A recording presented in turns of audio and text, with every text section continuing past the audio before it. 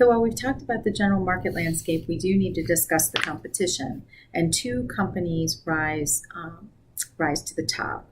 The first is Medtronics Inc., and they are the largest and most aggressive company in terms of their development of electrical stimulation devices. They have a very strong focus on restorative functions, and they do hold intellectual property that we will need for the NNP development. And this is in the area of the electronic data transfer between the medical device and the data management system. Areas of weakness that we saw in this company is that they're very focused on acquisitions, and sometimes those acquisitions are outside of their core work and probably create a distraction within the organization. They are heavily engaged in the global market, and they are addressing all of the concerns that come from those preferences and dealings within those countries. And that their treatment focus, while on restorative functions, is not just for spinal cord injury patients. It is also addressing paralysis from disease.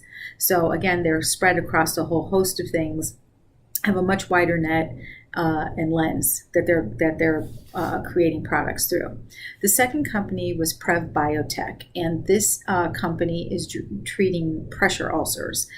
Their technology is being used, or actually is currently in trials right now, to be used to prevent pressure ulcers in SCI patients.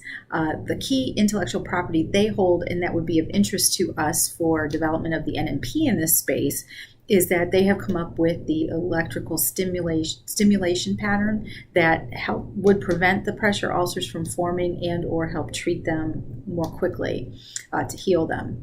The negatives or weaknesses we saw with this company, again, the product that they've come up with is called Smart ePants, and while it incorporates that intellectual property for the stimulation pattern, it is an external device. It's pretty much a set of like shorts that are put onto the patient.